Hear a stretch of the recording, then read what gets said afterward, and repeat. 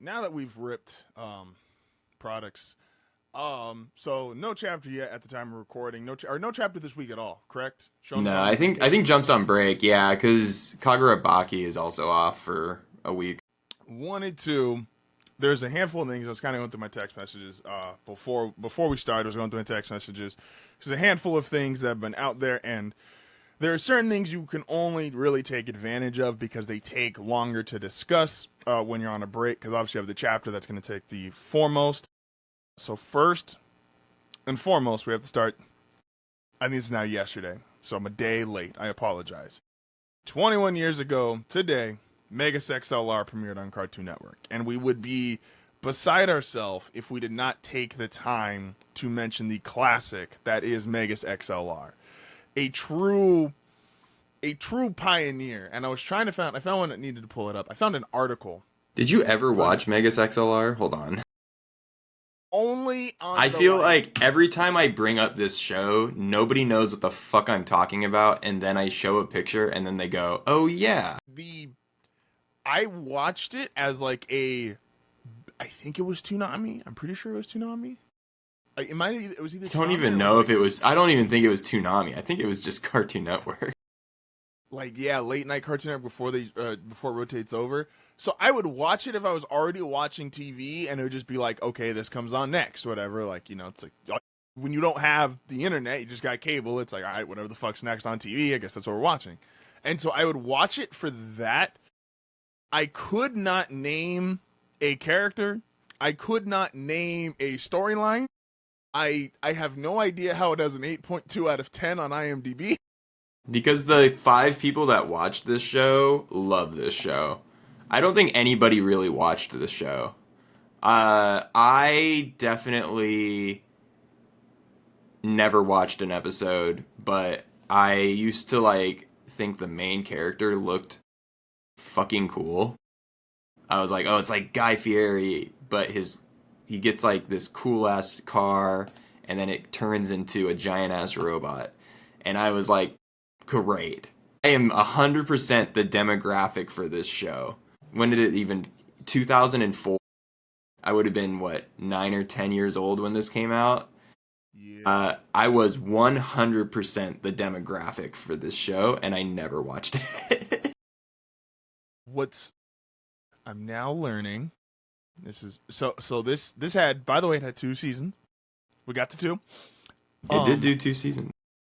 Ended in January of 2005. The main guy, it looks like, is Coop. Is Coop the main one? Is Coop? Couldn't tell you. Yeah, it looks like it. Sure. Yeah.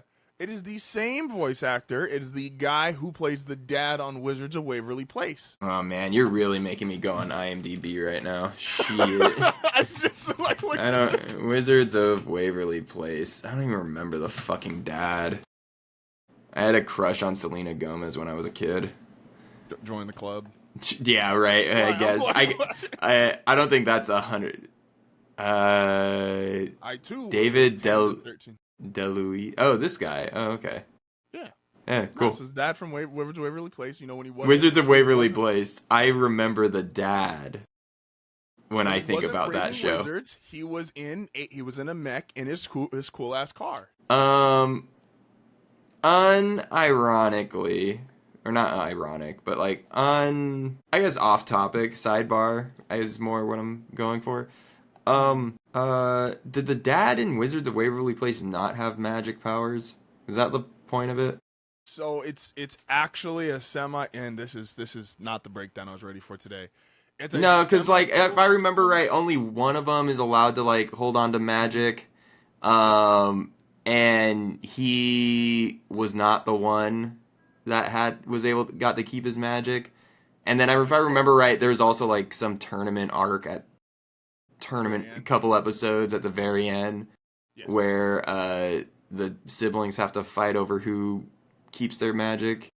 Yes. How many seasons was Wizards of Waverly? But there's also some bullshit. I'm pretty sure more than one of them got to keep it. So they did the technicality rule. And that was because the brother became a professor, and so he was allowed to. They excluded him from you're fucked out of losing your powers. But Selena was the only one that got to keep her powers, and then the older brother got to keep because he became professor. But I actually didn't mind the setup of like, oh, only one person gets to keep it, and it's like that's how we balance this out because too many people with they expressed multiple times they're like, look, do you know how fucking insane it would be if everybody was just walking around with like the amount of wizards? It wasn't like an uncommon thing. They're like, there's too many of you. We can't have you all around here with magic, so we got to take this shit away. But the dad was good at it, but he let his brother win because he wanted to marry. You weren't allowed to marry a non-human or a non-wizard. I'm sorry. Yeah. So how do you remember the plot of Wizards of Waverly Place? Because probably about 4 years ago, 4 years ago, I randomly, because of my sister-in-law is much younger, and so randomly I got the end of Hey Arnold about 4 years ago. She's what? Wait, hold on. No, your wife's sister was watching Wizards of Waverly Place in the year 2020. 2021, yeah. She watched. It was not on. No fucking way. No, but you can find that shit on. It was on Disney Plus or some shit, wherever the fuck owns it. It was on stream. Oh, you're right. Yeah, you're right. But she watched that. She watched Avatar, which I was proud of. She watched both Aang and Korra, so I was super proud of that. It was 2020 and 2021. Kids had a lot of time to watch TV. So she watched Wizard, she watched Avatar, she kind of watched Attack on Titan, but my mother-in-law doesn't like those kind of shows, so that didn't last very long. I wonder what. Wait, isn't she like also like in middle school? At the time, she was 9. I also would be a little pissed at you. I'm not gonna lie. So, I might not be. I might not be showing a 9-year-old Attack on Titan. To be fair, she technically found it on her own. Oh, okay. She found the gun in the fucking closet. Clearly, she's at fault here. When she did find it, because she also found Naruto. Now, she didn't like Naruto, so she only watched a few episodes and dropped it. And I was like, I get it. Yeah, because it's boring as fuck. I get it. And so... Nobody fucking moves. It's picture the show. Nah, first couple episodes, we have some decent animation. Nah, man, rewatch it. There are some scenes that they're just standing around. These are some slow-ass ninja. I don't want to destroy how I remember the bell test, and I'll be also true. Also true. So I'm just gonna, if it is ass, I'm just gonna, in my memory, it's cool as fuck. Yeah. If it's actually dog shit, I don't want to know. But she started watching a couple different anime, and her parents, because her parents don't fucking watch anime or no shit, and so they would just they literally were just asking me like, hey, good or bad? Because they knew some of that shit was like, all right, some of it was going to be more like PG-13 or rated R style stuff. And you said it was good for Naruto, by the way? There's a naked like jutsu harem in episode 2, by the way. By the time she started and was finished with it, because she got bored, I never got to really see, or I never got to give an opinion on Naruto. She literally started watching it one day, and we went up like the next weekend, the weekend after, or whatever, and she was like, oh yeah, I watched a few episodes, but I didn't like it. And so I was like, okay, cool. I gave a thumbs up for Avatar, both Aang and Korra. Fair. I agree with. Attack on Titan, I did say, hey, look, I love it. Probably not the best. And by that point, it was, what, season 3 would have been 2020, 2021, just season 3. I don't think would have had any. Yeah. Because, I mean, we had just binged through to get to that point, I believe, by around then. And so, yeah. Because I think she heard her make a comment about it, and that's why her sister went to go watch it. But yeah, anyway, but then I got Hey Arnold, and then we were over there, and she was watching. Now, I could not tell you. The plot points I know are literally from like the first couple of episodes and literally the final movie. And I got the final Hey Arnold movie, which I never knew existed. I never knew Homie found his parents. I was kind of hyped for that. Is that the movie that just came out? Maybe a few years ago? I could not tell you what year it came out. It's the one where Gerald looks strange. Like his head, like Gerald's head's always been kind of odd, but like this one like accentuated how fucking weird he looked. And I was like, oh, you didn't have to do that. Justin's like, I don't watch this show. I don't know. I watched it as a kid. I had no idea this movie existed. And so I just know it was the ending because it was literally like hey, look, we found his parents. We kind of got this like happy ending, and boom, boom, boom, and whatever he's gonna do. Him and the Bitsu used to beat him up. They get together, and I'm like, okay, Harold has a conclusion. Dope. And the same shit was Waverly Place. Again, I got 4 or 5 episodes, and then that last movie, and I was like, huh, interesting. I also sometimes I hate the way when kids do that when they watch like a handful of episodes of something and then they just go to the ending. That is aggravating. Like I get it, they're 9, they're 10, you know, they're just trying to enjoy or entertain themselves for an hour or two. But you just if you just skip, it drives like, me what's up the point of fucking. starting? I agree, and so. But also like there are people. Yeah, I also am like, no, You're gonna watch it. Yeah. Or say, you know, like, again, the Naruto shit, she was like, I watched it, it was boring, I didn't continue. And I'm like, okay, cool. Totally understandable. Rational as fuck. Yeah, because she watched the first episode and skipped to the end, and she was like, he gets married? Because that's how the anime ends? Oh, yeah.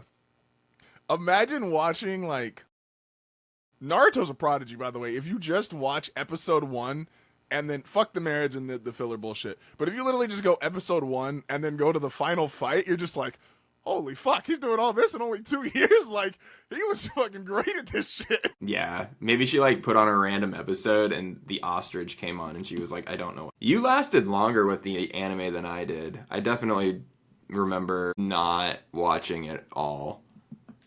It definitely lost me at some point because I was like, I'm just too busy and it's, like, I can't do this. This is actually a good starter point to one of the convos is because I realized as I was watching, I've watched a few clips from Egghead, especially since they've come back, and it made me think, and I'm like, okay, when did I really tap out with One Piece? Naruto's kind of in the same boat of when did I become manga exclusive because I'm American, so I got introduced to all of these through anime. Like I didn't have access to same. So I got introduced to the TV and what they showed. And so, but it's weird because I technically gave up on both. Like high school, very early college, I gave up on both Naruto and One Piece. Give or take, that's what's high school Naruto? Pain, and then I don't even think. Wait, in the manga or in the anime? In the anime, where we have been in high school. I don't know if we got pain in high school because I think we got pain in the manga in high school. That sounds right. Now that you're saying that sounds right. But I could be wrong. Like I don't remember. Yeah. So honestly, our senior year, maybe. Hold on. I don't even know how to look this up, dude, because there's so many fucking episodes. Crunchyroll, here we go. Yeah. I know I gave up on Naruto post the first Naruto Sasuke fight because they literally just threw so much, because you get 2 seasons or 3 seasons, which in real time was probably like 2 years of just filler. And I was like, I was excited. Yeah. Half of that first half of Naruto is. Yeah. And they got me excited. It is all tagged on at the end. So it's very easy to skip all of it. Except in real time, and your TV is like, oh, what are we doing this week? And it's like, Jiraiya went to another whorehouse, but we can't call it a whorehouse because this is still on television. And it's like, oh, this is neat. What's going to happen in his wacky adventures today? And that killed the momentum for Naruto for me. One Piece, I never just was super into. So when I redid the binge, I got back into them by binging, which was a lot simpler because I got to binge the first part of Naruto, which was still really good. I got to skip all that filler shit at the end of it. The start of Shippuden, I will always defend as it starts off really strong. I love the Sand Invasion. The introduction to the Akatsuki, which I learned also, I hate people younger than me because they don't consider that the introduction to the Akatsuki. They're not wrong, but I just disagree with them. Like, technically Kisame and Itachi are, but I'm like, Itachi's such a different level of character. I'm like, I'm not considering it. Like, when I finally see Pain's eyes, that to me is like, okay, the Akatsuki is now a real villain. They are now here. They are part of the story. And then I probably stopped watching. Pain was probably the last thing I watched. Like, as close to for my binge. Post Pain, I pretty much became manga exclusive with. I'll always watch moments, Mm-hmm. but like, so like obviously the episode like with Mater when he first shows up and he's whooping on everybody, like that's a really dope episode. It also, if you watch Shippuden, it feels like it was 90% of their budget because the episodes leading up to it were not that great, which sucks because it's all the former Kage and it's like, oh, we could do a lot of really cool shit here, except we can't because we blew our animation budget. So we're gonna have the clam fucker. He's gonna stand here, and then in our next still shot, he's gonna stand here. And what about his clam? It's invisible, guys. Guess who can save money? Oh man. For context, I think we were going into our junior year, I think, when Pain and Naruto got animated. So this says it aired sometime in August of 2010. Yeah. So we would have been going into 11th grade. Tracks because again, I think I got those senior years when I started the binge, so I had that plus some. And I think they even throw you into filler hell post Pain, which sucks. Yeah, I went into Crunchyroll, and God bless them for trying, but holy shit, you can skip all of season 9, apparently. Season 9 is just filler, and then season 10 is the Raikage showing up to the village. Season 9... according to Crunchyroll, season 9 of Naruto Shippuden is titled "The Past, the Hidden Leaf Village," and it looks like the first episode has some canon, and then for 21 episodes it's filler because it's a flashback to when they were kids. I'm just curious. Does season 9 have the Tsunade Raikage armor? Oh, wait, hold on. Maybe it's also like interspersed out too. Dude, you know what this is? This is even worse than I thought. Where are you? Oh no, I got you. Season 9 of Naruto Shippuden is an entire season of a little bit of canon and then a filler episode. That is actually the worst. Because it's, we're talking about, because I remember this. They're rebuilding the village, and there are pieces, oh my god, it is so messy. They're rebuilding the village, and while they're rebuilding the village, people are remembering Naruto. So it's, yeah. I do remember this, by the way, because I was still watching it week to week at the time. When did you stop watching Naruto week to week? Probably when I think it was when we were living together. I think I lasted until I was about 21, 22 years old. So you war.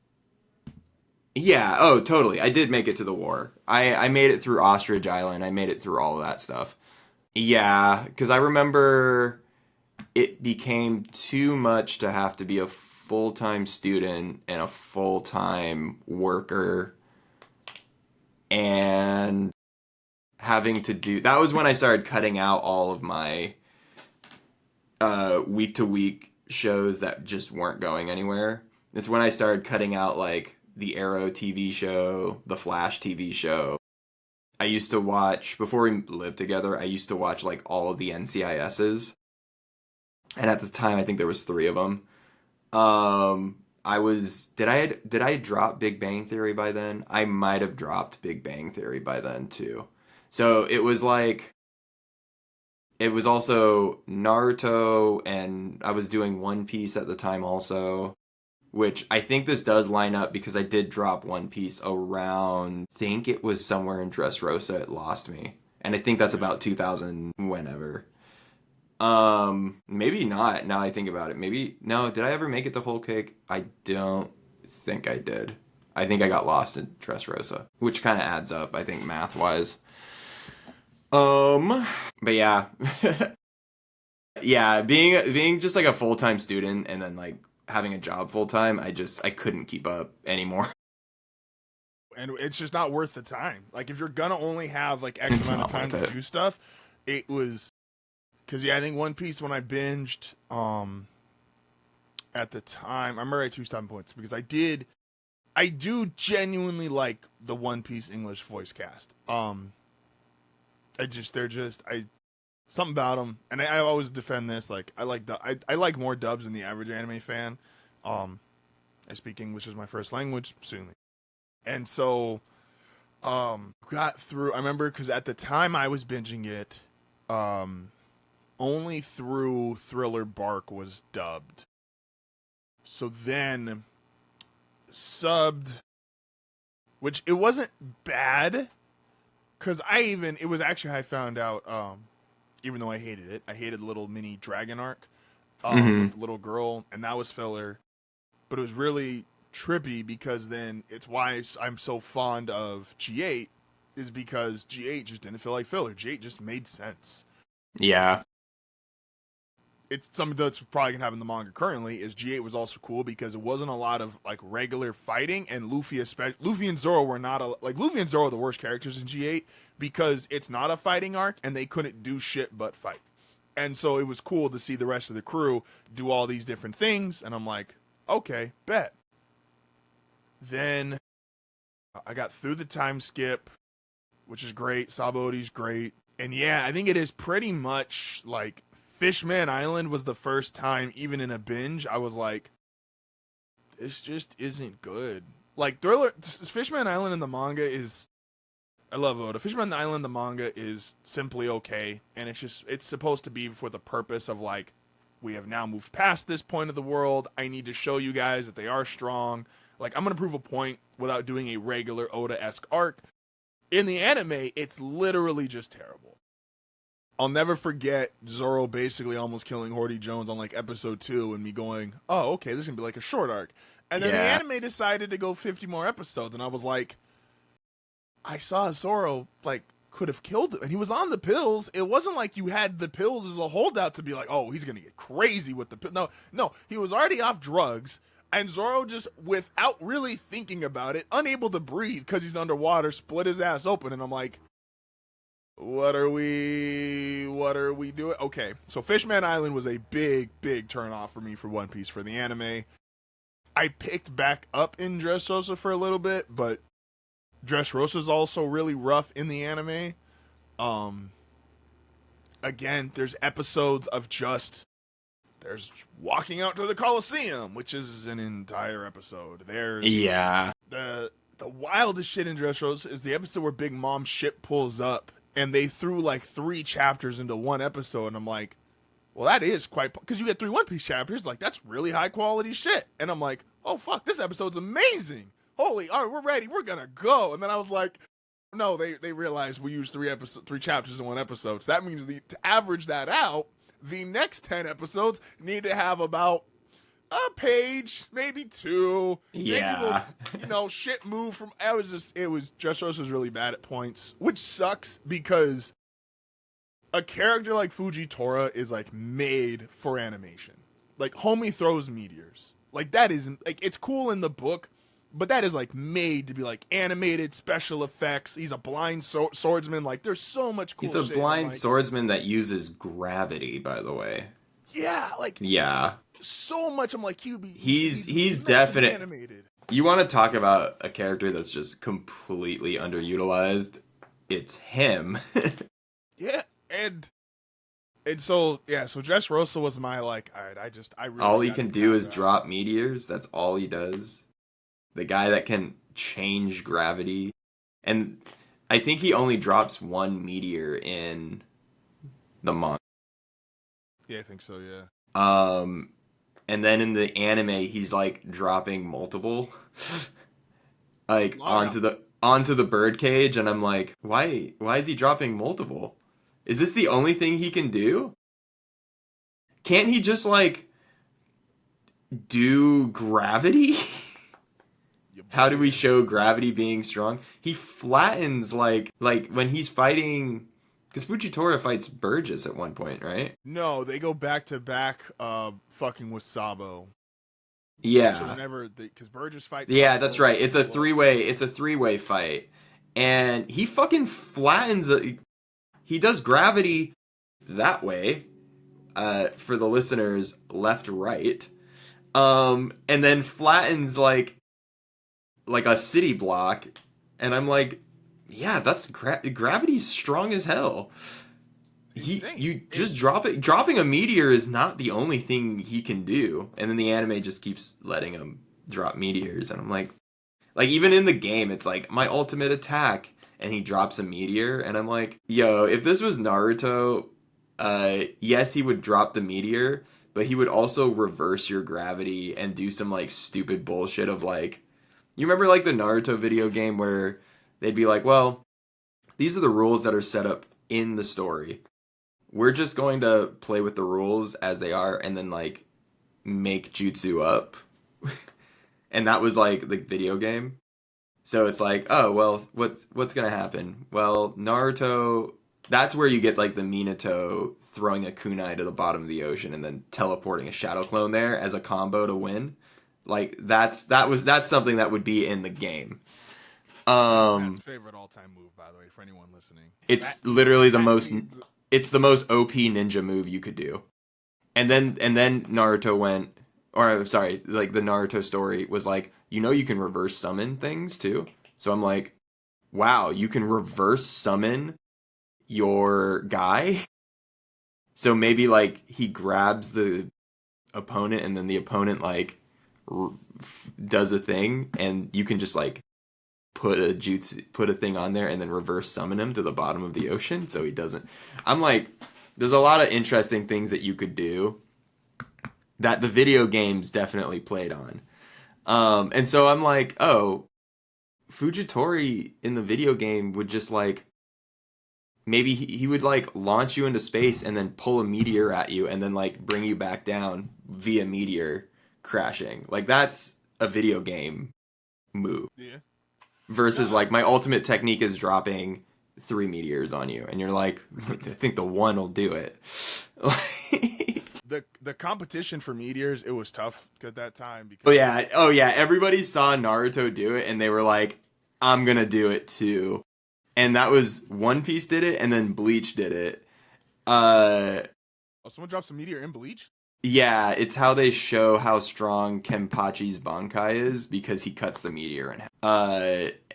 It's pretty dope because everything with Kenpachi is pretty cool. But yeah, everybody saw Madara drop a meteor and they were like, I want to do that. How do I do that? It worked. It fucking works. Yeah. Like, but that was even the thing. It was like, to your point about Fujitora, is like, Madara could drop a meteor. And it was not like this, because it was reanimated, it was not this, oh my gosh, ultimate move, I can only do this once. He just kind of casually did it. And then he never did it again, and it was great, because he showed off other things he could do, but you always kind of knew in the back of your mind, it's like, homie could just drop meteor whenever the fuck he wants. Like, well, actually, you wouldn't be able to drop it whenever you want because the meteor has to technically be there, Justin. And so this is my thing with like, I think dropping a meteor is fucking cool. And then Madara going, what are you going to do about the second one? Metal as hell. Were there just 2 fucking rocks floating by the planet at that point? And he just went yoink yoink. Because like they don't stay there, by the way. Like, or my favorite, it's so cool to drop like a moon on people in fiction. It's like, I'm gonna say Naruto had an influence on this. In Avengers Infinity War, there's definitely a moment where the bad guy blows up a piece of the moon and then like yeets fucking moon at Iron Man. And you're like, that's kind of fucking insane. Like, so I get it, like, if we're dropping meteors because we blew up a moon and there's just moon debris flying around. Or if there's a ring of meteors or a ring of rocks going around the planet, that's kind of cool. But otherwise, you yoinked it out just at the right. You're like, oh. Anyway, I don't want to nitpick it. I think because it's fucking cool. Oh, I totally get why you don't do it more than once though, because of science reasons and physics. Physics is gay. Spoken as someone who bullied kids when he was in high school. Science is gay. So bleep. I don't know if you want to bleep that or. Oh. Are we doing a tier list? Justin's go-to. So I try to find every now and again. I think they're funny. Is to go through and pick apart the top whatever lists. That's actually kind of a good pool. And normally I find them on Game Freak or Game Rant, or you find them on Reddit and shit like that.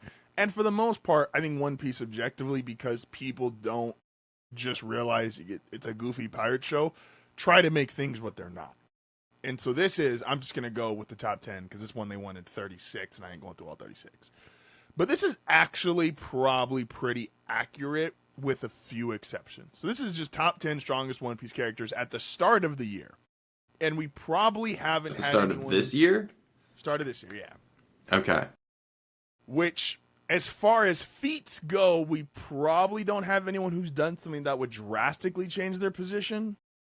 Yeah. Coming into this year, who's crazy, who's not. I mean, we technically don't know. We will find out next chapter how strong the Holy Knights actually are. Correct. Well, I think there's only one Holy Knight on here. Yeah, we only have one Holy Knight on here. Which it's not even up to date, Justin. Well, it's just Shamrock. I do think this is immediately the wrong order. 10 and 9 I think should be flip-flopped, but we'll see here. 10 strongest characters, One Piece. Saint, Figureland, Garland. I've never seen him do anything. But we know he has, for his feats, as far as we know, in his prime, he was the winner of the God Valley incident, as well as, if we use this barometer only really works with One Piece, the way people view him, as far as him walking in the, we knew Garp was strong before he ever threw a punch, because he was just called Garp the Hero, and everybody shit their pants when they saw his flag. He's also the only Navy flag. Yeah. Who's number 11 on the list? Just out of curiosity. The just missed. Oh. I didn't plan this. The just missed is Garp, which I don't think is accurate. I think there's a so we've actually seen Garp do things. Yeah, we've seen Garp outside of talking and stuff. And we said Garling, who we've only heard rumors of. This is my issue with it, and we don't know what does winning the God Valley incident look like? He lived. That's a win if he lived. Technically Kuma also won by those standards.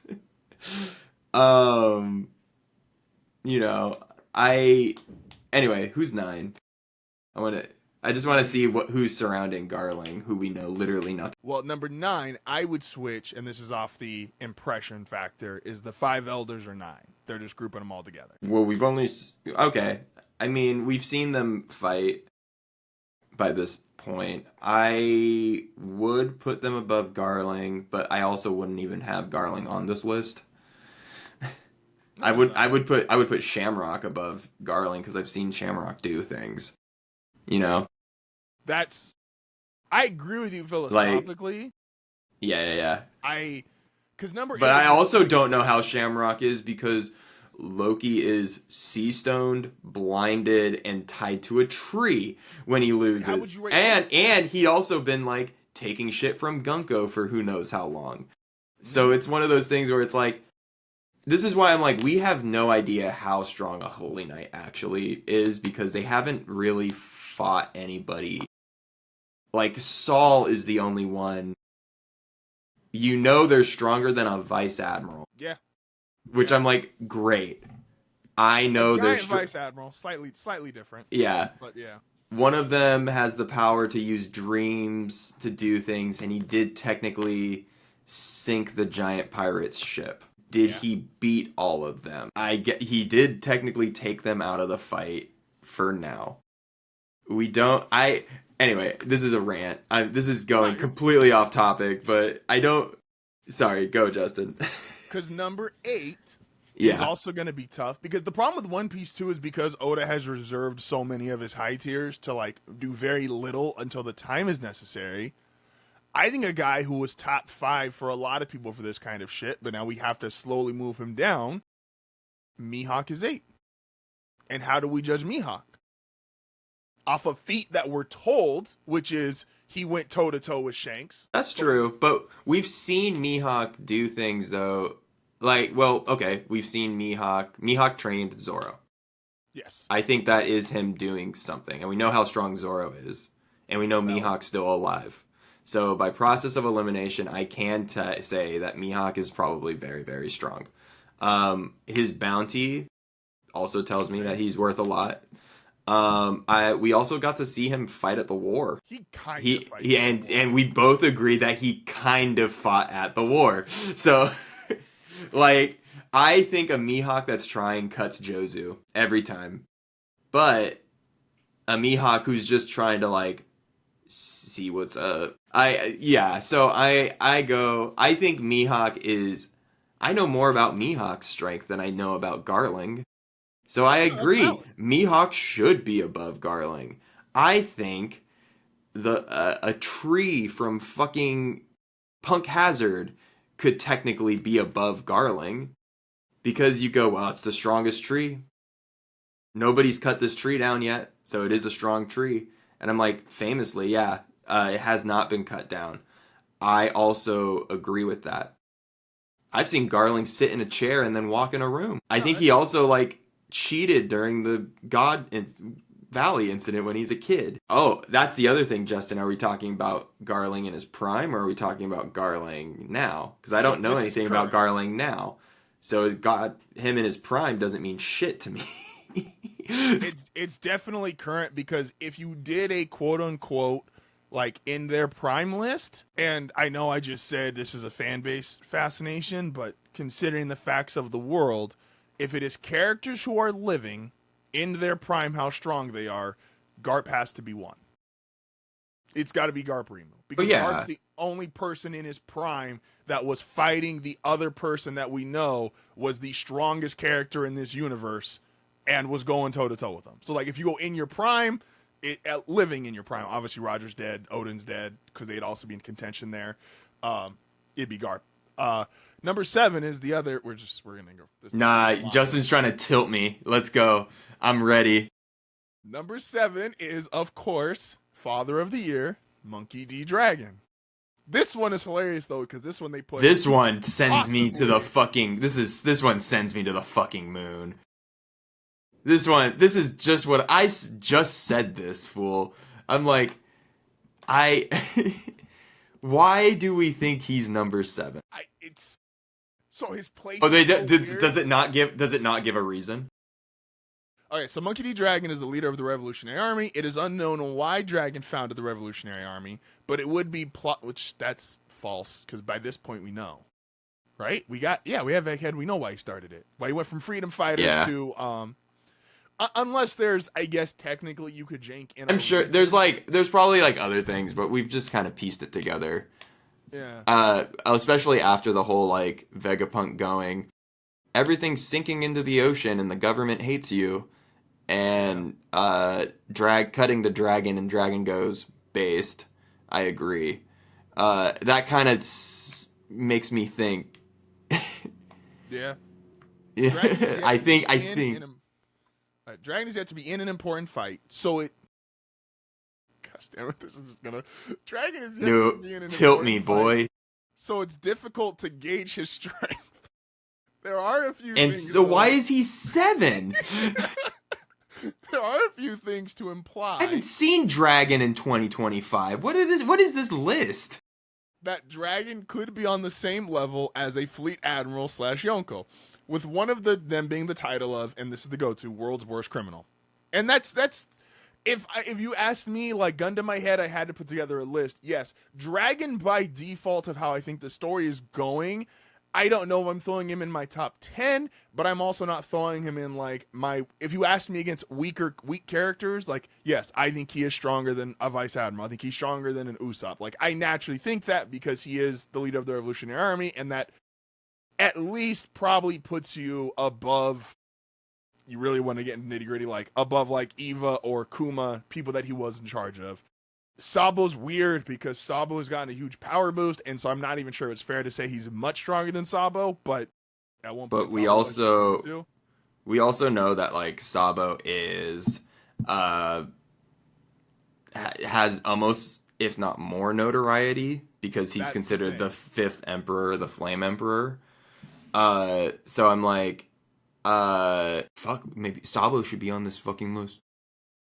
I would agree. I think Sabo is really close to top 10 for characters that have actually done But stuff. Sabo is really yeah, close to top 10. I might need a little bit of a refresher with Sabo. If Yes. maybe we see him do things outside of Dressrosa, because that's all I really have to go on for strength. That, and he did survive the $5. Gorosei. Yeah, and that's an accomplishment. That's an accomplishment, but so did Wapol, so maybe he should be on this list. Number 6 is Oh man, I love poking holes in these, man. I get such number a kick 6 out is of it. valid. I don't think we Yes. can argue much on 6. Yes. Akainu was number 6, which is probably where he's probably close Yeah. for me as far as like he's in that top 5 borderline. But 6, if you told me he's the 6th strongest character, I'm not upset at that. I don't It's probably agree. valid. I mean, I do agree. Who's 5? So this is my favorite answer, and I am curious because we haven't technically seen it, but we know it's true. And so number 5 is Shirahoshi. And I kind of love that answer. I'm not gonna lie to you. I also kind of love that answer. That's like, yes, she is not a fighter like anybody else that is remotely close to this list. She can also literally control the strongest things on the planet and could probably flood the world herself if she really wanted to. She's an ancient weapon. I agree that Shirahoshi should be number 5 on this list. Yeah, I'm like, that's not a bad, like, that ain't a bad one. That's pretty good. What's your power scale? I control Sea Kings. Bet. Yeah. She's like, we haven't even seen, like, I don't know. I'm sure there's like some island that's a turtle or something and that she could technically control. But like just being able to control all of the Sea Kings is kind of insane. Number 4. This is probably too high, and I'll take my shit later. Luffy's at 4. Ooh, who's at 3? So I think you'll like 3 a lot. Do we think Luffy's top 5 right now? Yeah, I think 100% That's he's some of top my 5. pushback, because I'll explain why I don't think. I think Luffy and Akainu are much closer. It's like if Akainu was 6 to me, then I would say like Luffy is tied. Like I look at those two as being pretty much identical, and so that's probably where my difference of opinion is. Of like, if Akainu's the 6th strongest character in this world, then I also think Luffy is the 6th strongest character in this world. Number 3, and they're saying this person is stronger than Luffy, and I also am inclined to agree, is Blackbeard. If my theory that I said last week about what Blackbeard's gonna do is right, then I agree. If darkness sucks in hockey, I agree. So Blackbeard has one of those weird feats that is like we know is real, but we haven't totally got to see it. Like we have one clear example, but I think it's more than just this, which is they do say, like they're saying the strengths. So it's multiple devil fruits, hockey, and special body. The special body is probably more than just the 2 fruits. I'm inclined to believe by the time we get to the end of this story that the special body is more than just, oh, he can hold 2, 3 devil fruits, whatever it is. Number 2, I love this. Shanks, and they say the reason is overpowered hockey, and then high physical power. Who's number one? Do you think number one has feats? Is it Buggy? Because then I agree. The what do you call it? Number one is, of course, the sovereign of the world government, and arguably the strongest character in One Piece. Because we've seen What makes you say that? I asked, questioning why Emu is number one. Now, this sentence is mildly fair, and if I like the Shirahoshi pick, I have to give some credence to this, which is Emu seems to have access to one of the ancient weapons, which allowed him to destroy the kingdom of Lelouch in an instant. Which, yes, because we pretty much know that being an ancient weapon, and if he has control, I don't know how funny that gets, but yes, I think the ancient weapons, if we isolate them, would probably be 1, 2, and 3 as far as strongest things in the universe. Yeah. So I think it's also confirmed that it is an ancient weapon, right? They needed the mother. They had Uranus, and then they needed the mother flame to run it, and that's why they had Vegapunk. That's why they commissioned Vegapunk to make the mother flame because of that. If I remember right, that's it. I'm 99% sure. I honestly just didn't want to sound stupid and be like, "Oh yeah," I was just trying to cover my and hedge my bets. And then for the strengths for Emu is Devil Fruit, possibly. Hockey. I mean, do we technically know Emu has hockey? We don't even know what. It's just a silhouette, man. I'm trying to think. Did Emu stab Sabo? Yeah, right. Emu stabbed Sabo. So that's technically. Nah, I think that was it Emu that stabbed Sabo or Gorosei? It's so I haven't seen the moment animated. In the manga, it's really hard to tell who's who because it's just those 6 blobs. So I can't tell you if like the horn was. I guess if we're being technical, do any of them turn into animals with horns? We have a sandworm, a spider, bird. It'd be questionable. Like, again, yes, if you a gun to my head and you're like, does Emu have hockey? Yeah, the likelihood of Emu having hockey is extremely, extremely high. And then we have immortality, and they put possibly, which in January is probably fair. I would say now, as weird as it is, the immortality is more confirmed than the hockey because we've seen this power between the Gorosei and now Gunko, where they're regenerating, and that is a power that Emu was able to give or take away. So, yeah. Hey, do you want to hear something? Yeah, there's probably hockey in there. Let's see. I'm trying to like find let's see, it's 1085 is the chapter. Yeah, let's see. Cause I always thought it was like a devil tail that stabbed Sabo. You know what else it could be? An arrow. So it could have not even been Emu. It could have been Gunko. I mean, we don't know how the Holy Knights operate, but it's not a bad guess. Gosh, I hate this list the more I'm looking through it. Like, this is what drives me nuts. Weevil's 28. I haven't seen Weevil do anything. I have Weevil one panel that says he flips chips over. Yeah, Weevil has beaten a bunch of random Marines, and then he got kidnapped by Green Bull. Green Bull didn't make the list. I'm sorry. And that's it. That is all Weevil has done. I also hate this list because so they have the admirals at 19 as a group. I don't think there's 18 characters that exist that are stronger than those individuals. And now that's admirals as current admirals, so it's not obviously including a Kainu or Kuzan who they have higher. Which I don't know what, like, I get it. We're, like, victims of the last thing we saw. There's a clear difference between a Kainu and the rest of them. Because we got our Admiral v. Admiral fight, and a Kainu won, so he gets a clear, he's one up. Cool. Otherwise, what has Kuzan technically done? And Kuzan's a monster, but what has he done to separate himself from Kizaru? Yeah. Like, what's the... You want to say Green Bull's a little bit worse? fine, he's got the least stellar moment, but I don't think any of them one-on-one can fight Shanks or beat Shanks.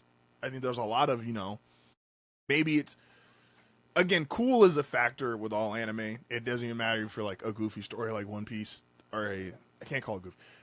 I was talking to same friend who was telling me with Da Vinci. We went over and had dinner with him on Monday, and I was trying to explain we were talking about art, and I was trying to explain, she's like, well, manga's like, art's really important. I'm like, it is, but it's not, because like, I wouldn't call Oda like I think Oda's the best storyteller in this genre. I wouldn't call him the best artist. But he's got a goofy art style, and it's what's really funny of when you have like these really deep underlying dark ass themes, which is like, this story has slavery, this story has literal genocide, like it's got all these things, but if we make everybody look really goofy and they smile really hard, we just look past it. And that's One Piece. Yeah. They also put Scopper at 18, which this was pre-revealing himself, so that's another. I put Scopper above Garling. I don't. Just saying. What's wild? Well, at this point, you couldn't, because neither of them had done anything. We didn't have Scopper on January 1st. Yeah, but I have Scopper now. That's valid now. And yeah. Scopper held his own against Gear 5. No, sorry. He said he saw Gear 5 and he went, I'm good. He's like, I'm 70-something years old. I'm fine. Also, kind of like looking back, it is unclear who stabs Sabo. Yeah. But like I said, we've always assumed it was like a double tail or Emu's power. But even the shot of, so you remember Cobra is speaking to the Gorosei, and then Emu is above, and he's speaking to him.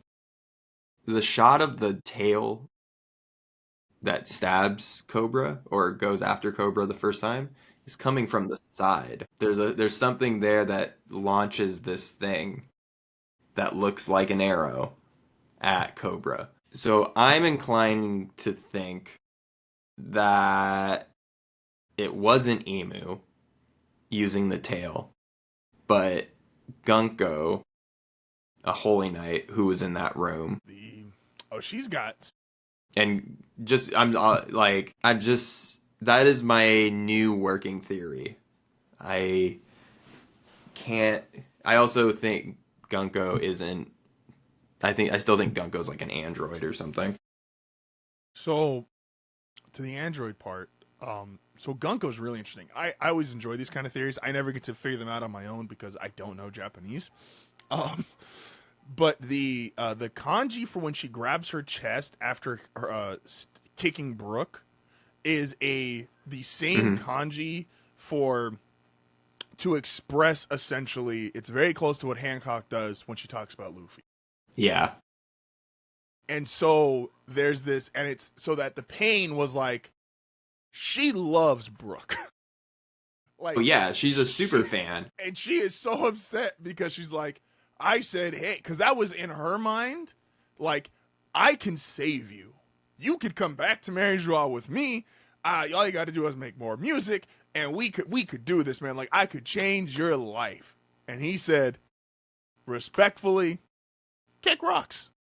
And so she was heartbroken when that shit happened. Now, I don't know, and it's so hard to, like, even try to guess it, of, like, is he going to use her in a way where she's not totally committed to the cause of the Holy Knights? I feel like saying that is just, that's going to be guessed a million times anyway. But I did think, and we never get that, and TCB I feel like is not as good as this, because I feel like this is where most mistranslations come from, is because Japanese has 3 alphabets, or 4 alphabets, that all the different kanji, like what it can say versus what it means, because they're, from how I've gathered from reading manga over the years, is English is all straightforward as far as how something is supposed to be said or interpreted, where we do a lot of inflection is in tone. And so if you call someone a dumb motherfucker, it's like, okay, well, dumb motherfucker means one thing, but it's like you could be laughing while you say dumb motherfucker. You could be angry while you say dumb motherfucker. And that's when you figure out, okay, like, is it you angry? Like, what was the point of that? Versus in most kanji kind of come with emotion attached to it, which is something I never catch in real time reading because, again, I am not a Japanese speaker. The other thing on the internet that was really funny this week, and I'm curious as a avid Boruto reader if you agree with this or not. People were comparing, and it was, which apparently the consensus is, and again, I leave this up to you and Jake because I don't know. The consensus is Ichigo clears everybody. I don't know enough, so I'm leaving him out of this. But it became then between Naruto and Luffy, who could beat whose enemies. And if you want to get really nerdy about it, okay, you've got to figure out some way of how you, quote unquote, are going to rationalize haki. Because obviously anyone who's like, you can't just say like, oh, well, no one in the Narutoverse knows haki, so they could never be the Logia user. It's like, okay, you'd have to figure out something to translate of like, okay, the strongest people in that verse could probably also do it.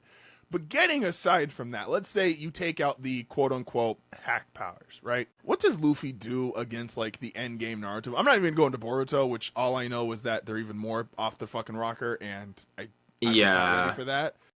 I'm also not ready for interplanetary planet eater god. Could Luffy beat endgame of Naruto, endgame Sasuke, Madara, or even for that matter, could he beat the final version of Obito? No. No. Thank you. Yeah, no. I think, like, just going off of how, like, Sharingan works, I don't care how crazy Gear 5 is, Sasuke's Sharingan can track it. At that point in the story. Madara is an immortal. How far does Luffy go? I think is the funnier question. Like, what point of the story? I don't think Luffy could beat Sasuke at the end. So we agree because I think one of the things that makes Luffy, like, Gear 5 interesting is it plays off of Luffy's absurd movements, which they established back in that Enel fight is the key to, like, getting around observation haki. And so my understanding of Sharingan, though, is that, like, Sharingan tracks jutsu. It doesn't track body. And when you're well trained enough, you can just your eyes work on their own, and, like, you can just zip around and figure it out. I think Boruto kind of, like, shits on my theory, though, because everybody got a nerf in Boruto except for Boruto. But I think if we're Boruto aside and we just look at Naruto, I don't think Luffy beats Sasuke. And if he does, there's just no way. It's a tie or something. Like, we're also talking about, like, Sasuke basically he basically combines all 9 Jinchuriki and utilizes that chakra at the end of Naruto.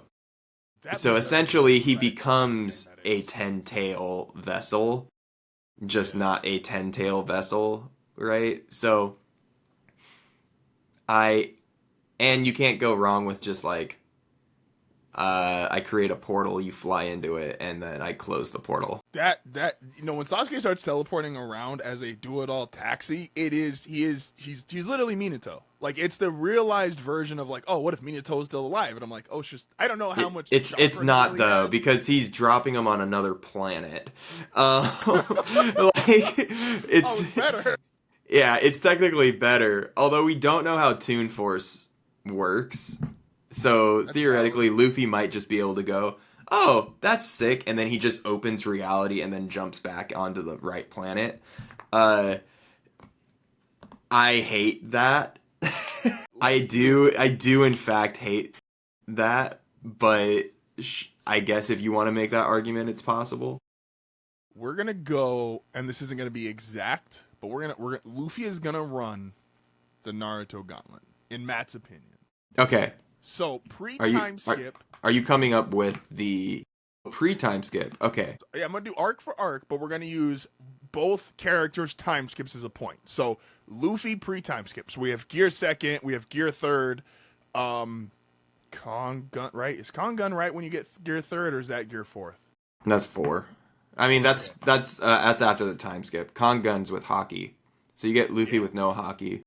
So Luffy with no hockey, how far does he go in Naruto? So starting at the very beginning, Land of Waves. Oh, I thought you were gonna give me a gauntlet, like tuning exam me.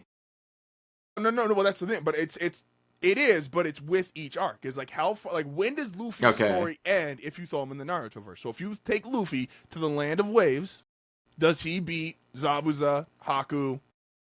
Does he run? Does Luffy beat the Land of Waves? He does. I do agree with that. We've had moments of people hiding in mist, and then Luffy just like grabbing them. Not hiding in mist, but like hiding in like clouds and stuff. I think that's back at. Honestly, I think that's back in Baratie. Yeah. Luffy, which I guess I'm not gonna give him Orochimaru because I feel like that's a side quest thing anyway. So we'll say possessed Gaara, whatever scale we want to say of that of the One Tails. Can Luffy beat the tuning exams? Pre-time skip Luffy, could he beat possessed Gaara? Yeah, there's no tailed beast bomb, right? No, it's just literally Shukaku. Yeah, he does the little. It's just shit. Shukaku. Yeah, I think he clears that. You just have to wake him up, right? Yeah. Yeah, so and he could stretch, he's probably I think fight.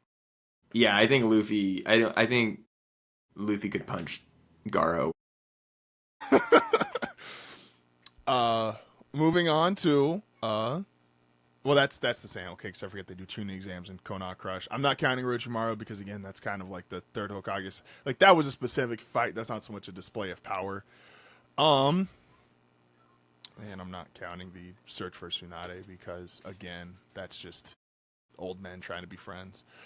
Sasuke recovery. Could pre-time skip Luffy beat curse mark whatever stage Sasuke? I don't know if Sasuke's Sharingan can track Gear Second at that point. Gear Second's pretty insane. Fast. And we know that like I think he could I think Gear Third would have like fucked him up. But I think Gear Second would give him issue. I would put Sasuke at that point. Like I think if Luffy's beating Lucci at that point, I think he could handle Curse Mark Sasuke. I agree. The especially because like at this point, like you get Sasuke's eyes just start to like really work. You get to see him actually because in terms of tracking speed for something comparable like Gear Second, like when Naruto's in that, he does. That is true. He has a hard time tracking Naruto until he gets like that third Tomo. So it does slow things down, and he's able to start seeing it. So maybe it'd be a closer fight. I still think Luffy pulls it. I think it's close though because by that point, Sasuke has to play with chakra still, and that's annoying. I just looked at this stage in Naruto, they do follow the chakra rule. They do. It was great. I just looked at this list I'm on that shows arcs. It also includes the filler arcs, which I don't need Luffy to scale because I just saw Mizuki tracking and I was like, why did we need this? Oh Jesus. Oh Jesus, there's so many filler arcs back to back. Bro, hold up a second. This goes so you're running the Naruto gauntlet on me? We could just jump to the next bit. We're gonna go to post time skip after this, because to my opinion, no, OG Naruto ends after the Naruto Sasuke fight. Like that's it. Then you get like the chapter of you're gonna go train, and we're setting up for part 2. Like I'm just kind of going insane in my head because there is 1, 2, 3, 4, 5, 6, 7, 8, 9, 10, 11, 12, 13, 14, 15, 16. mini filler arcs before you get to the Kazekage's rescue. Yes. Holy fuck. Okay. Now we're starting Shippuden after putting everybody through hell. Are we also now going post-time skip, Luffy? We are going to go post-time skip, but I'm going to, at least for this first part, say pre-Wano, so no Gear 5 yet. So I got Gear 1. 5, I think, is gonna I get Gear 1 through 4, though? Okay. Yeah. Because those are confirmed Luffy has post-training versus Gear 5 is still kind of happy accident. Like, yeah. Nice, and just is like, oh, my fruit does this, actually. Oh, yeah. I'm like, Snake Man's going to do so much work until Chakra stops being irrelevant. So we got the Kazekage's rescue, which I guess for this, our final boss fight would be Datara / Sasori? Which Snake Man handles. Yeah. Like, Sasori could try to blow himself up, but I don't. He will. I think Luffy would be fine. I think Luffy can handle it. I'm like, Luffy's been blown up before. It's fine. Oh, yeah. The long-awaited reunion. This is the first time I will throw... You want to toss Orochimaru in on this? Yeah, but he's hampered. So still no arms. So he can only do... This was hilarious because he didn't even really explain. Orochimaru was such a weird fucking character. He was doing jutsu with his mouth, and we all just accepted it. And it was like... The whole reason his arms are gone, it's like, yo, you can't do jutsu with your arms. And he's like, I figured out how to do it with my fucking mouth. And we're just like, yeah, you're fucking weird. Why not? Yeah. I mean, that should honestly be a testament to how strong Orochimaru was, but I digress. Yeah. Imagine what he could do with arms, Justin. Oh, you would have ended the story. Yeah. But also, like, he did need help, though. So, like, he still needed, like, Kabuto to like do summoning shit, and I think Snake Man clears whatever that is. Hampered Orochimaru. I do think hampered Orochimaru still escapes. Oh, yeah. But I'm inclined to think, well, yeah, you get the Rashomon, you get the 5 Rashomon gates. Those could easily stop a Kong gun. Because they stop a nuke. They do stop a nuke. I think they could stop a King Kong gun. But Snake Man's so fast, man. I don't know. I would say yes, but it's close. That's just a sick fight stylistically. Snake Man versus Orochimaru. That's like a sick fight stylistically. Yeah, honestly, Snake Man versus Snake. Yeah, it's kind of sick. I think this is the fight I think Luffy would lose in your mind. So I'm not sure if you want to call this a side quest or not, because technically okay, we could give him 2. So the next one is the Master's Prophecy and Vengeance, and so this is technically side quest is Itachi because it's Sasuke and Itachi fighting. And Jiraiya versus Pain. So hampered, Itachi. I'll do that one first because it came first. At this point, pre-Wano, Luffy wouldn't be able to handle Genjutsu. I think Genjutsu really fucks up Luffy. And this goes for So I don't think Sasuke really had Genjutsu at this point either, which is why I think pre-time skip still handles. This is where I think I start drawing a line in the sand. And Itachi's tough, because Itachi's literally still, probably by the end of the series, the best Genjutsu user. Yeah. I mean, like, the first part of that fight is all Genjutsu. So I don't know if Luffy beats hampered Itachi. He beats 6 paths. They have Genjutsu technically. They don't really. Again, no one really like Itachi's in his kind of his own class. Like with the exception of I don't count Shisui because we got one thing with Shisui and it's like it was more of a plot device than it was a look how skilled he is. I think I Love think. that shit. Do I think Snake Man can handle pain? I don't. Luffy's got good battle instincts. He would figure out the 5 second gap for the main pain. Gun probably destroys a body at a time. Yeah, but we're talking about 6 of them at once, and we don't have. It is. Pre-Wano, he does have observation hockey. That one's a tough call. I don't. Because I'm also counting Strong World as canon in my brain. That's valid. So I'm like, okay, we have dealt with gravity stuff before. It didn't work. It did work, technically. I don't think Luffy beats Pain pre-Wano. I also think the pain fight with the 6 paths, that's one of the hardest fights in like It's hard to gauge because time. it's 6 bodies and it's kind of like puppeteering. And you have no info, like you have to learn that shit on the fly, which is what makes it so, because you have to learn 6 different people essentially on the fly that are all connected with each other. That's a fight. It's arguably like no character except finally realized characters win that fight. I think Luffy figures out the pain fight at the end, and I think that one's like kind of could go either way. For the sake of this, I will say he does beat Pain. I'm gonna revise my answer. I'm just gonna say like I think he figures out each and every one of them does one. He definitely figures out the 5 second gap.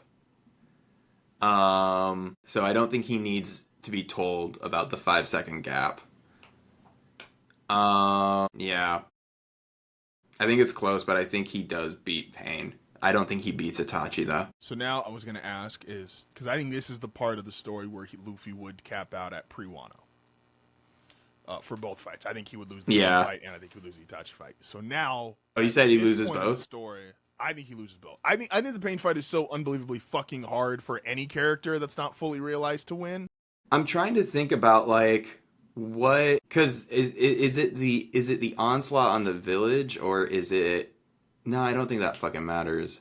I think like if it's the 6 that just show up like they do against Naruto, I think he has a chance. If they act like ninja, like they do against Jiraiya, I don't think Luffy wins. But I think if it's the 6 versus Luffy, I think Luffy could figure it out. So we will now throw in at this point, we will give Luffy the option to the access to Gear 5. Does that change your opinion on either fight, either against Itachi or against Pain? I'm going to say yes to both. Gear 5 shakes off. By this point, Luffy can shake off Genjutsu. We've established that enough, like, Haki can can dispel this. Yeah. The right amount of like Conqueror's Haki. And at this point, Luffy's Haki is the strongest. I'm gonna say he can shake it off. Absolutely, I agree. And I think Toon Force does fuck up Pain, because I think Gravity will literally, and this is gonna sound stupid, but it's how I feel Gear 5 actually relates to other worlds. I don't even think about it like that. I think about it more like how Sanderson does Cosmere stuff, in the sense of like, I come from a planet that has this power. Basically, like, the universe is ran on this energy that manifests differently on every single planet, because of how that planet is. And so I go to this planet, I keep everything that relates to me because we all live in the same universe. We are all run by the same energy. And that energy now, or how that energy has affected me and my biology, now I am on this planet. I am Luffy with all of my Haki in the Hidden Leaf Village, where the energy of the universe has worked for the Naruto planet this way. So that's how I'm looking at it. I'm not trying to translate. I'm literally just going, okay, I've dropped them in an arena. They both have access to their thing. Go. Assembly of the Five Kage. This one's weird because there's not like it's technically the Five Kage, but they don't. It's not like a fight to the death scenario, so I'm not going to put him on that yet. And especially because that's really side questy because that's just Sasuke trying to be an asshole. You don't want to do Luffy versus the Five Kage, which I do think would be. Luffy beat the Five Kage. Let's see. Think about all the Five Kage. A better question is, do you... So the problem with the Five Kage fight, you have to be immortal. Inoki can literally snipe and kill you. Unless you have really strong future hockey. Which I'm like, oh, Luffy would have. I don't know if Luffy could beat... I mean, he doesn't really use it well, but I don't know if Luffy could handle... I think Luffy could handle the Five Kage. Inoki's my fucked up one. Because, again, like, Inoki, he writes reanimated... We're talking Gear 5, though. Gear 5. If you get trapped, you're dead, no? Yeah. I get, yes, observation hockey and seeing the future is obviously huge. Man. I get you would have to... Okay, so he... It's because we're slow rolling this gauntlet. I don't think Luffy beats... Like, at the end of the story, I don't think Luffy could clear anybody. He can't clear Naruto's ceiling, but we're talking about, like... We're slow rolling the story. I think Luffy could beat the Five. You just have to beat Inoki first. Like, Kongun has to, like... Maybe. Yeah. I just think I think Toon Force is just too crazy.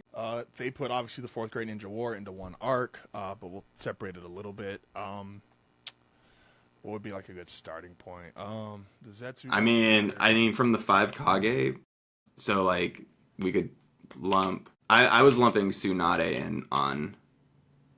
for the Five Kage. So, I guess from there you could do the Tailed Beasts. Obito and the Tailed Beasts. Yeah. Well, so starting with... I think he clears the Jinchuriki part of that probably easily. And I might be underselling him. I mean, I did... Yeah, mainly because he did pull a bat out of... He turned a tree into a bat and then, like, batted back something. Yeah. And so I'm like, oh, he could do... Him doing that with a Tailed Beast Bomb's kind of nuts. I think he would clear there. Because I think Gear 5 is stronger than that KCM Naruto, who does deflect 5 bombs at once. Yeah. Then you get into... Okay, well, speaking of first 5 Kage, Luffy versus reanimated Madara before going 10 Tails form. I don't think he clears Infinite Chakra, Renegon, Senju Chakra, so it's like doubly unlimited. I don't think he clears Zombie Madara. I think where I'm at is like, I think he can beat Obito up until Obito becomes the 10 Tails Jinchuriki. Yeah, like once you start getting into that like nature chakra, I don't like it. It's strong. Like don't get me wrong. Gear 5 is like really strong. He didn't technically beat Kizaru. Oh yeah. And Kizaru is light. I like that's the other thing too. Do we think Obito could beat Kizaru? As a just himself or the final form Obito. No, I think 10 Tails Obito was insane, and it's really a shame that he's not in the same light as Madara, because Madara was set up to be the final villain for so long. But 10 Tails Obito would have been a great final villain if he just stuck with it. Like, Obito was crazy. Yeah, I think we're starting to hit like the ending of... I don't know if Gear 5 clears any like Utsuki stuff. Oh yeah, no. Utsuki power level. And so Sage of 6 Pads, Obito, I think handles. And then what? You get Sage of 6 Pads, Madara. Who's a monster. who's insane, and it took God, Naruto, and Sasuke to take down, which they didn't really. No, he got Like, he just absorbs training. the tree and turns into Kaguya for some reason. Good writing. But yeah, that's I think that's about the wall I would put. I think zombie Madara full stops. Which is And people might be mad at me for that, but no, I think you're right. I don't know, man. I It's one of those things of like, because the One Piece power and Imran, I don't want to say this in a way to shit on Kishimoto, because I do think I think Chakra, what he did with Chakra at the beginning at least, was really cool. I think the concept of how his characters fought was really fun and unique. It's why the biggest complaint is like they got away from the core of it.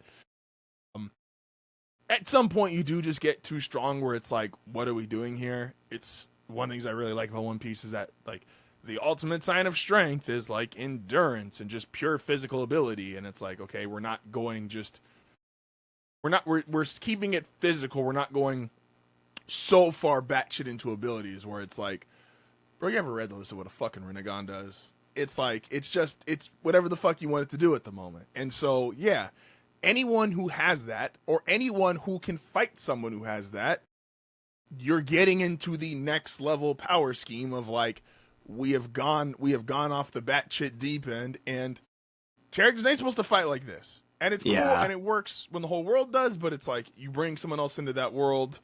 Fully realized Renegon is like, Insane.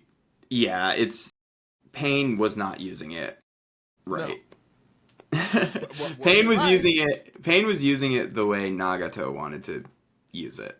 But the reality is, it's just stupid. It's just so dumb. That's why every character with the Renegon, Pikachu with a Renegon, fucking busted. Could beat legendaries. True. Famously, that's how Pikachu beat Legend. That's how. And you see it if you watch Pokemon the movie 2000. When you see Pikachu cry, you actually see the Renegon start to form, and that's why we did Rene Rebirth on Ash, and that's why he lives at the end. Yeah, and then he beat the shit out of Mewtwo. Hey, no, that was. Last comment before we have to go. One of the funnier things on Twitter is people trying to like real life anime where they're just like, man, like what was your thought press in this? And it was like, it was with someone with Ash was like, so Ash at 10 years old really just saw Mewtwo and said, yeah, bitch, let's throw hands, like that wasn't gonna end terribly. And I'm like, yeah, why not? Play it. You 10, what you got to lose? Ash is a really tall 10-year-old. You know, he's ready for it. Oh man. With that being said, appreciate everybody for listening. As always, don't fight Mewtwo. Don't fight Zombie Madara. It's bad. It's bad for everyone. It ends horribly.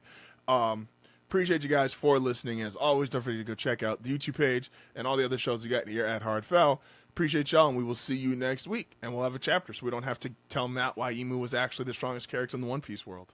And then have me go, wait a minute, I think this is Gunko's power. I don't think we've actually seen Emu do anything. Gunko top 5 confirmed.